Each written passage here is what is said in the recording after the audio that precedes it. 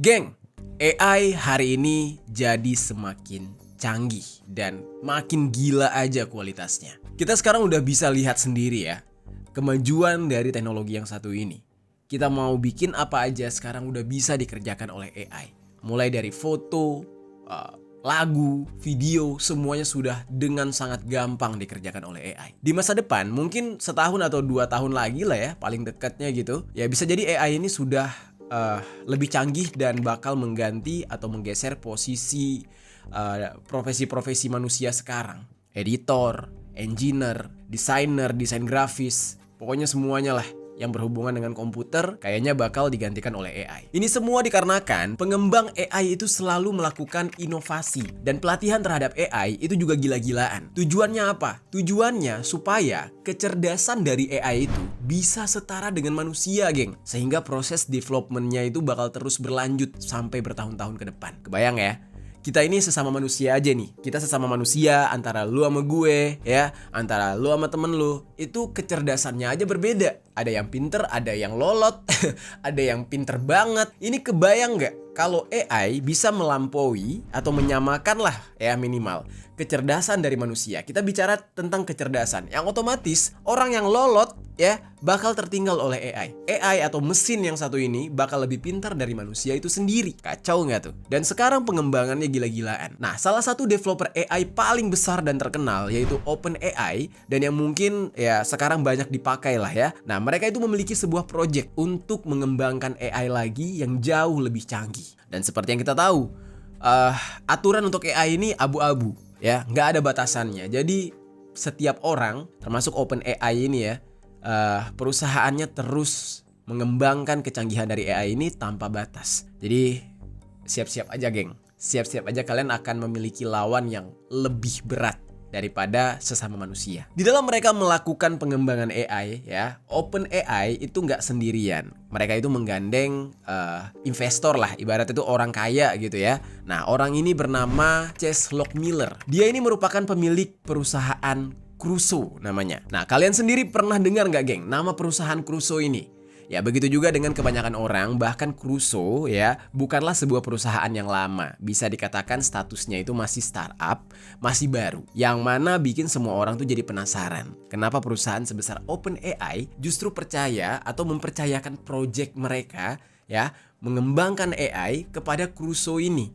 Yang mana ya mereka ini kan perusahaan startup yang belum lama berkecimpung di dalam bidang teknologi. Nah, terus siapa sih sebenarnya Chase Lockmiller ini? Apa backgroundnya dia sampai bisa buat Crusoe yang bertanggung jawab untuk mengembangkan AI? Nah, semua pertanyaan itu bakal terjawab di video kali ini. Ya, kalian harus banget nih dengar informasi ini karena ini informasi yang baik juga buat kalian.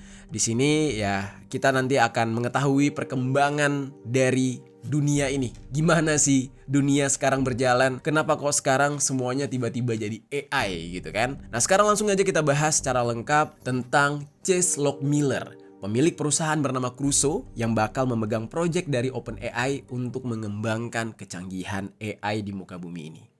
Halo geng, welcome back to Kamar Jerry.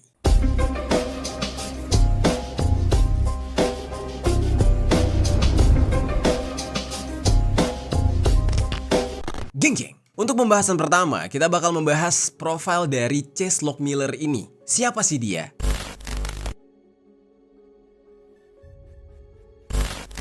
Jadi sebelum gue bahas soal perusahaannya, gue mau jelasin dulu ke kalian soal pemiliknya ini. Namanya Chase Lockmiller. Nah, dia ini lahir dan dibesarkan di Denver, negara bagian Colorado, tepatnya di kaki pegunungan Rocky. Sejak dia masih kecil, dia ini udah suka banget matematika. Dan gak kayak anak-anak sekarang yang kebanyakan gak suka sama matematika.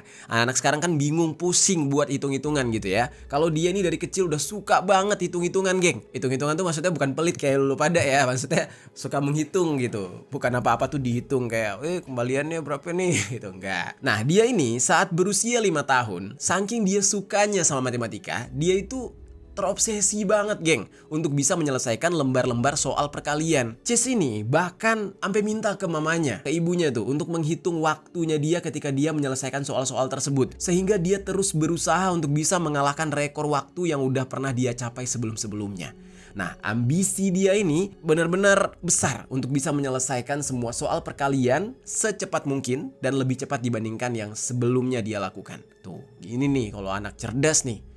Paling berusaha mengalahkan ego, mengalahkan limit waktu yang sebelumnya, penasaran terus, secepat mungkin mengerjakan soal.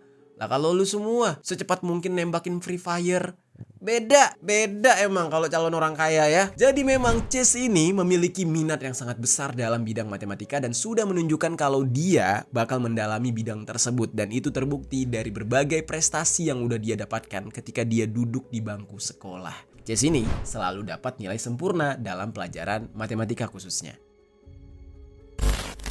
Nah, tapi emang berbeda ya, geng. Kalau dunia pendidikan di luar negeri sana, mereka itu kejuruan gitu loh. Kayak mereka tuh udah jelas orang-orangnya tuh diarahkan kemana. Siswa-siswanya itu misalkan nih, ketertarikannya jadi musisi, ya udah fokusnya di musisi. Atau ketertarikannya di matematika, ya udah nih yang berhubungan dengan matematika, seperti misalkan coding, algoritma dan segala macam. Nah, difokuskan ke situ. Biasanya siswa-siswanya jadi lebih cerdas di satu bidang, jadi lebih ahli di satu bidang. Nah, berbeda dengan di negara kita. Negara kita mah semua harus dipelajari, matematika, bahasa Indonesia, bahasa Arab, bahasa planet, manjat kelapa, berenang, menyelam, semuanya harus pintar. Tapi ujung-ujungnya tawuran.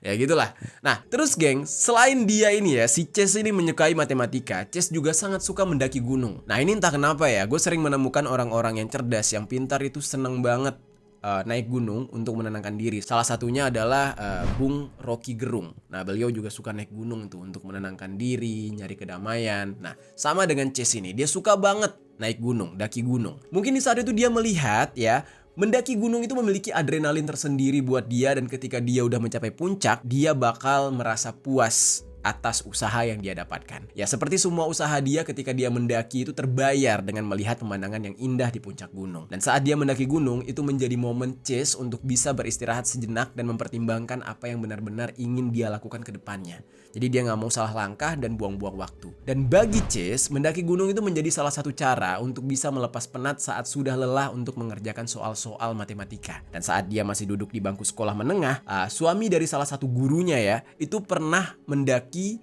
Seven Summit. Istilah yang merujuk kepada 7 gunung tertinggi yang ada di setiap benua. Nah, Chase ini jadi kagum tuh dengan suami dari si gurunya ini.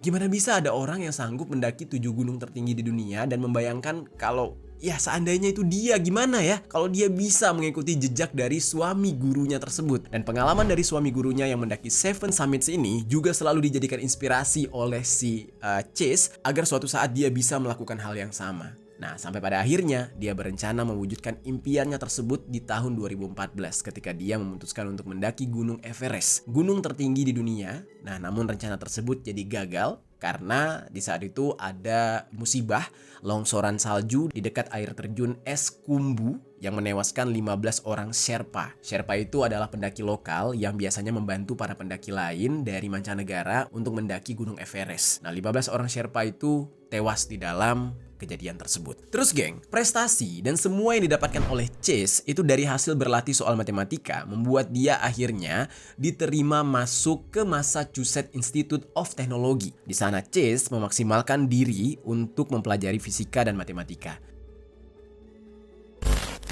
Dan karena untuk mempelajari fisika dan matematika itu dibutuhkan kemampuan memecahkan masalah yang tinggi, dia kemudian akhirnya memasuki bidang ilmu lain, yaitu keuangan kuantitatif. Dan untuk mempelajari keuangan kuantitatif, Chase ini mempelajari studi matematika lanjutan, statistik, pemrograman komputer, dan teori ekonomi, sekaligus untuk menganalisis pasar keuangan. Keuangan kuantitatif ini berfokus pada penggunaan model matematis dan algoritma, geng. Dan oleh karena inilah, Chase ini akhirnya menghabiskan beberapa tahun untuk membangun algoritma pembelajaran mesin skala besar. Dan algoritma ini dirancang untuk bisa mempelajari pola atau membuat prediksi dari data dalam jumlah yang besar. Mau itu jutaan contoh data, fitur-fitur yang kompleks, atau data-data yang terus bertambah secara real time, nah itu bisa ditampung di sana. Terus, karena dia ini selalu berambisi untuk bisa terus mempelajari banyak hal dan mengembangkan keterampilannya dia, karena nih orang ini gak pernah puas nih, saking cerdasnya, saking laparnya sama ilmu gitu. Chase akhirnya mulai kuliah secara paruh waktu di Stanford, dan kuliahnya itu online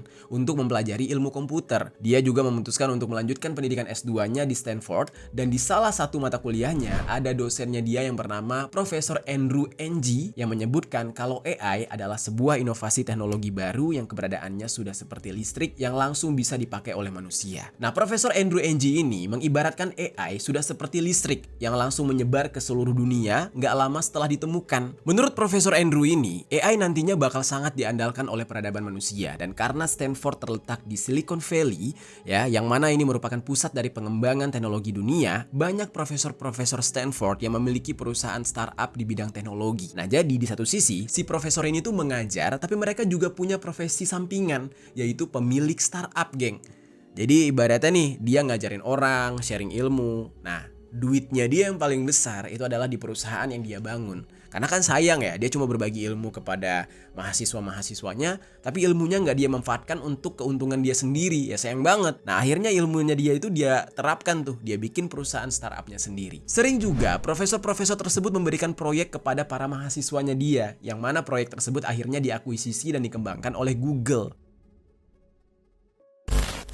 Jadi ibaratnya tuh si profesor ini sembari membangun perusahaan, dia ngelihat juga tuh mahasiswa-mahasiswa dan mahasiswa yang pinter, ya, yang berpotensi untuk dia tarik atau dia pekerjakan. Nah, terus geng, ada salah satu contoh nih, ya, proyek-proyek besar yang sudah diakuisisi dan dikembangkan oleh Google nih. Contohnya seperti development teknologi mobil tanpa pengemudi atau self-driving car serta Google Brain. Nah, itu udah banyak tuh proyek-proyek yang diakuisisi oleh pihak Google. Nah, terus geng ya, kembali ke si Chase nih. Singkat cerita kan dia akhirnya lulus nih dari Stanford. Chase ini akhirnya memutuskan untuk terjun ke dunia kripto yang bekerja sama dengan perusahaan startup yang mengembangkan kripto yang bernama Polychain. Nah, alasan dia tertarik untuk masuk ke kripto karena dia tertarik dengan ide menciptakan bentuk mata uang baru dan kemampuan menggunakan teknologi blockchain untuk menciptakan aset digital, yang mana menurut dia ini sangat berbeda dengan file-file biasa seperti PDF. Chase ini bekerja di sana dari yang awalnya Polychain ini cuma bernilai 25 juta dolar Amerika,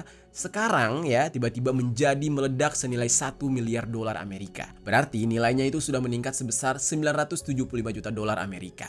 Nah, akhirnya nih, di tahun 2018, Chase ini memutuskan untuk memiliki perusahaannya sendiri. Setelah dia lalu lalang jadi mahasiswa, bekerja di perusahaan ini, membantu perusahaan orang, ya dia akhirnya memantapkan hati bikin perusahaan sendiri karena dia sudah merasa siap untuk mengejar sesuatu yang berbeda dari Polychain, yang mana menurut dia itu cuma berfokus kepada uang doang, pengelolaan uang dan hanya mencari keuntungan semata. Dia pengen membuat sesuatu yang bermanfaat, canggih, dan suatu hari itu bisa menjadi warisan yang hebat lah buat dunia menurut dia. Chase akhirnya membuat sebuah perusahaan sendiri yang bernama Crusoe. When we started Crusoe, it really was trying to take this energy first approach. Oke, sekarang kita bakal masuk nih ke dalam pembahasan selanjutnya, geng, mengenai pendirian perusahaan Crusoe yang akhirnya menjadi pengelola proyek besar AI.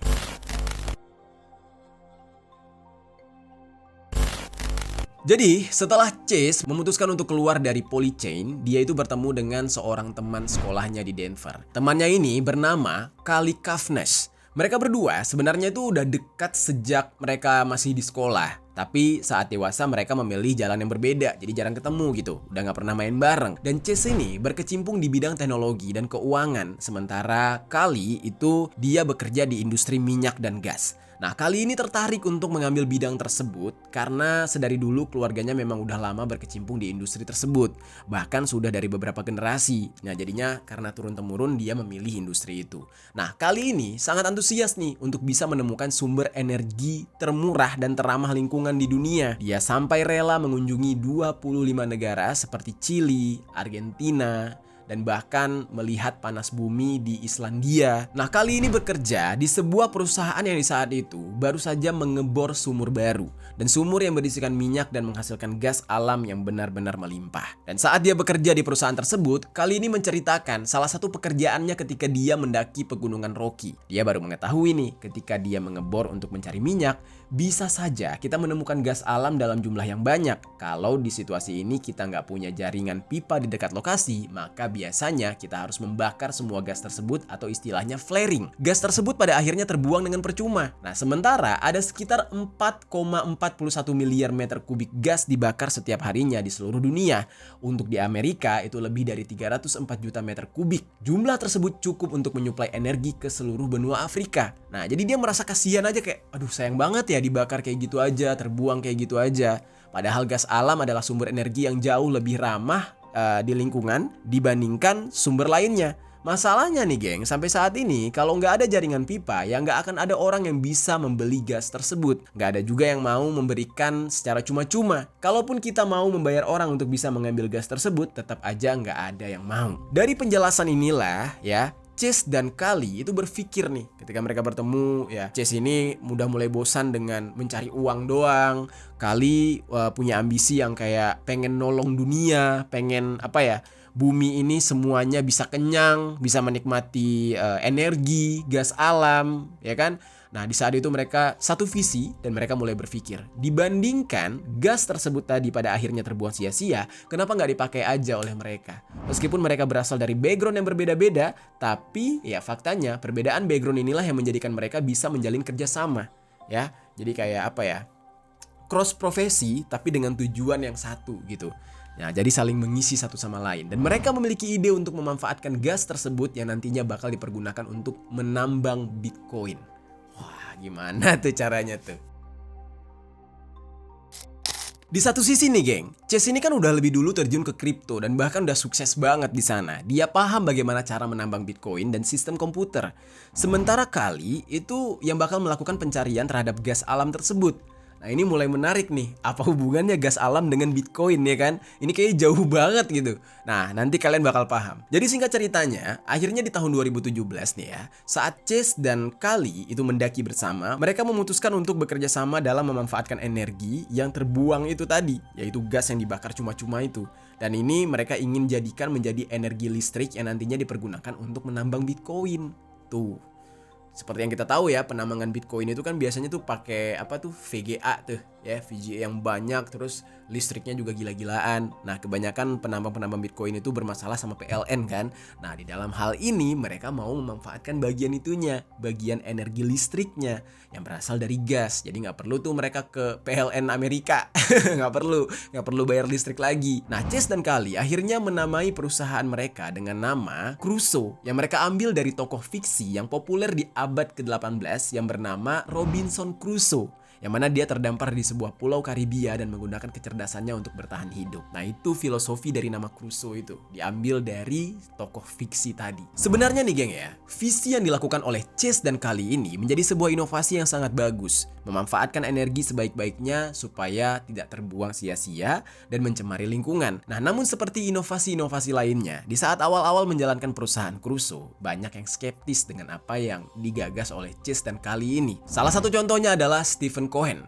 dari Bain Capital, yang mana dia memimpin pendanaan awal bagi Crusoe sebesar 4,5 juta dolar Amerika pada tahun 2019. Nah, dia bilang kalau model bisnis yang dijalankan oleh Crusoe ini nggak sepenuhnya jelas sebenarnya. Nah, dia meragukan kemampuan dari Chase dan Kali ini.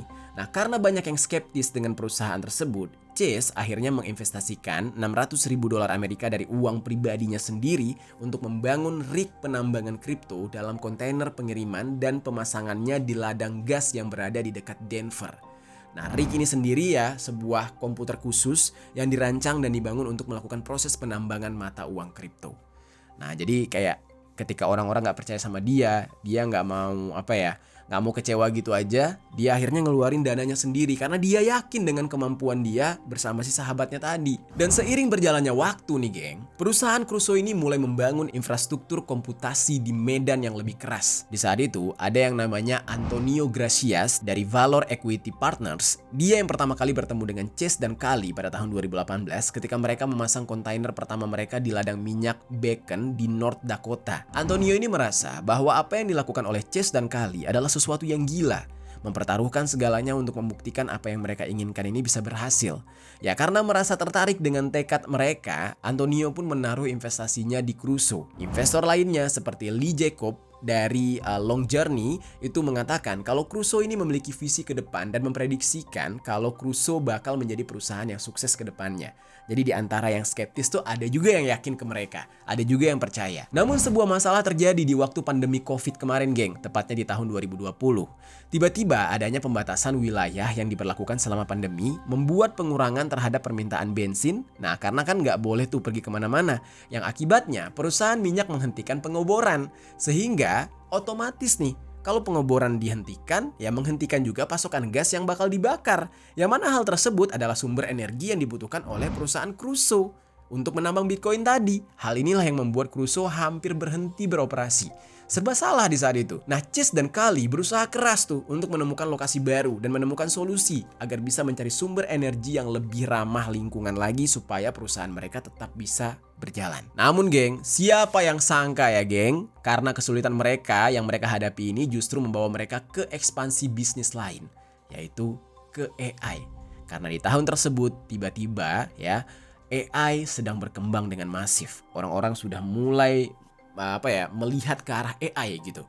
Nah, di tahun itulah mereka mulai berpikir, gila ya, kita lagi berusaha nambang Bitcoin, udah banyak dapetnya nih, udah oke nih. Tiba-tiba pandemi berhenti usaha kita gara-gara gasnya nggak ada. Tiba-tiba ada AI. Mereka melihat adanya kesempatan. Nah, inilah disebut dengan orang sukses nih. Orang sukses itu akan melihat kesempatan tapi dia memiliki kesiapan. Ketika kesiapan bertemu dengan kesempatan, maka sukses udah pasti di tangan lu, geng. Nah, singkat cerita ya. Di tahun 2023, Crusoe, ya perusahaan milik Chase dan Kali, meminjam uang sebesar 200 juta dolar Amerika untuk membeli GPU dari Nvidia H100 untuk memperluas layanan komputasi awan atau cloud dan merekrut orang-orang yang ahli dan berpengalaman dari perusahaan-perusahaan besar seperti 365 Main dan Digital Realty. Nah, Crusoe kemudian bekerja sama dengan pengembang pusat data Atnord dari Islandia untuk menyiapkan layanan Crusoe Cloud mereka di negara yang memiliki iklim yang dingin. Nah, agar memudahkan mereka untuk menjaga GPU tetap dingin. Di tahun 2024, Chase mengetahui ada beberapa perusahaan besar teknologi yaitu OpenAI dan Microsoft yang sedang mencari kontraktor untuk membangun pusat data berskala besar untuk mengembangkan AI yang disebut dengan Stargate dan diharapkan untuk bisa mengerjakannya dengan cepat yaitu kurang dari 2 tahun. Nah, disinilah mereka melihat ada kesempatan. Wah, gila nih kesempatan kita nih. Ya kan? Daripada perusahaan kita mangkrak gara-gara gas nggak bekerja, gara-gara COVID gitu ya. Mending ini kita gas gitu kata mereka. Nah, sebenarnya ada beberapa perusahaan lain yang tertarik di saat itu untuk mengerjakan Stargate ini. Tapi ya pada akhirnya mereka semua menolak karena deadline-nya ya terlalu nggak masuk akal. Karena harus selesai kurang dari 2 tahun, sementara yang harus dikerjakan banyak. Mulai dari mencari lahan, membuat izin pembangunan, ya sampai waktu tunggu pasokan barang yang mungkin bisa lebih lama. Belum lagi kalau dibangunnya di Indonesia ada ormas. Nggak canda gue, ormasnya nggak ada di sana. Ya intinya kayak gitu, terlalu singkat. Jadi menurut mereka itu semua tampak mustahil untuk bisa diselesaikan dalam waktu yang singkat. Nah, jadi akhirnya nih geng, ya di saat itu berbeda dengan perusahaan-perusahaan lain yang ragu, ya mereka merasa itu nggak realistis, berpikir 2 tahun itu terlalu sebentar singkat, ya akhirnya Chase dan Kali justru mengambil resiko, take risk gitu ya, menyetujui proyek tersebut. Mereka lah yang mengambil. Mereka mempertimbangkan kalau Crusoe sudah memiliki pusat manufaktur di Denver dan juga Tulsa serta memiliki hubungan dengan pemasok penting seperti G. Vernova sehingga Chase dan Kali percaya kalau Crusoe bisa membangun proyek tersebut. Dan untuk lokasinya, Crusoe langsung menyewa lahan seluas 1.000 hektar di Abilene dari pengembang Lancium yang sebelumnya sudah mendapatkan izin untuk lokasi tersebut dan berencana membangun pusat penambangan kripto di sana. Nah, yang tadinya rencana untuk membangun kripto, sekarang tempat tersebut mereka ingin jadikan untuk mengerjakan proyek AI ini.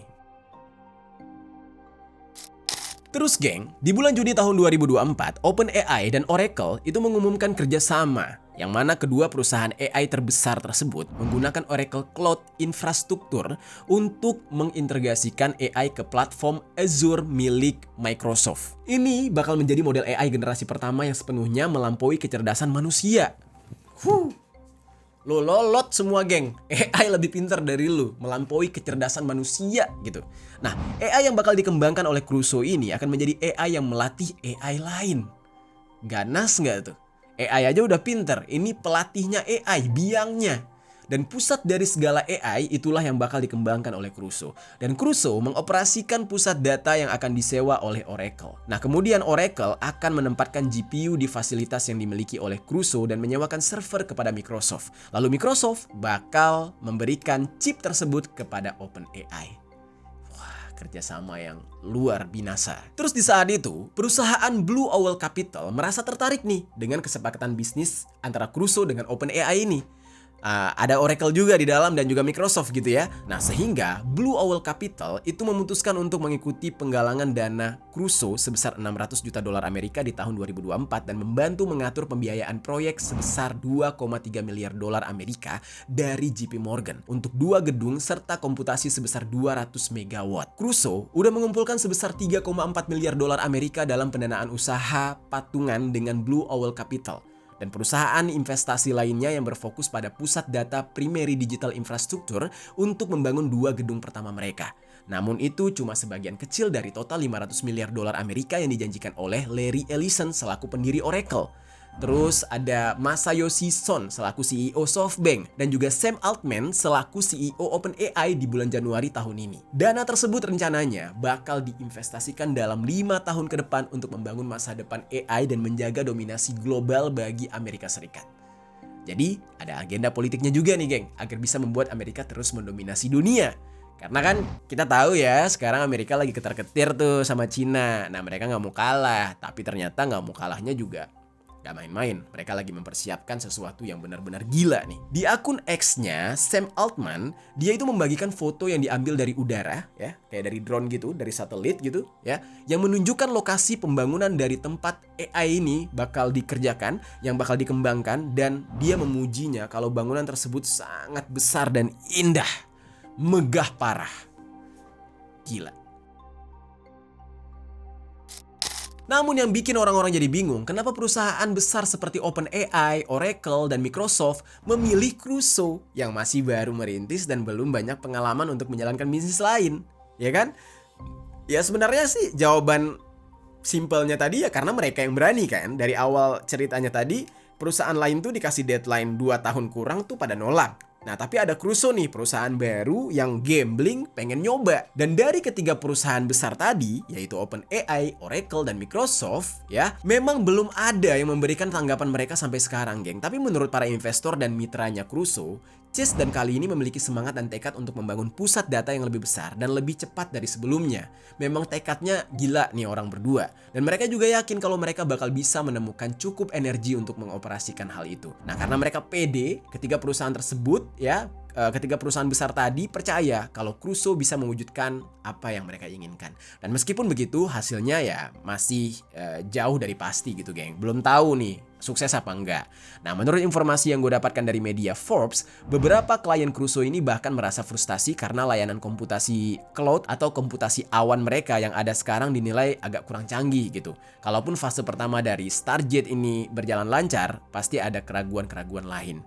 Nah, masih banyak yang mempertanyakan gimana cara Crusoe bisa terus mempertahankan ini semua dan mempertahankan rantai pasokan untuk memenuhi kebutuhan AI yang terus meningkat terhadap daya komputasi dan energi. Nah, lalu geng, kendalanya itu gak cuma di situ. Ada kendala lain lagi, yang mana ini berkaitan dengan tarif yang dibuat oleh Donald Trump kepada sekitar 90 negara yang bakal berdampak terhadap bahan-bahan utama seperti aluminium dan juga baja. Itu bakal jadi lebih mahal dan nantinya bakal menambah biaya bagi pengembang pusat data seperti Crusoe ini. Nah, namun lagi-lagi Chase dan Kali tidak melihat itu sebagai sebuah masalah. Malah mereka berpikir kalau itu bisa menjadi challenge tersendiri, tantangan tersendiri bagi mereka untuk bisa memproduksi komponen listrik sendiri tanpa perlu mengandalkan rantai pasokan dari negara lain.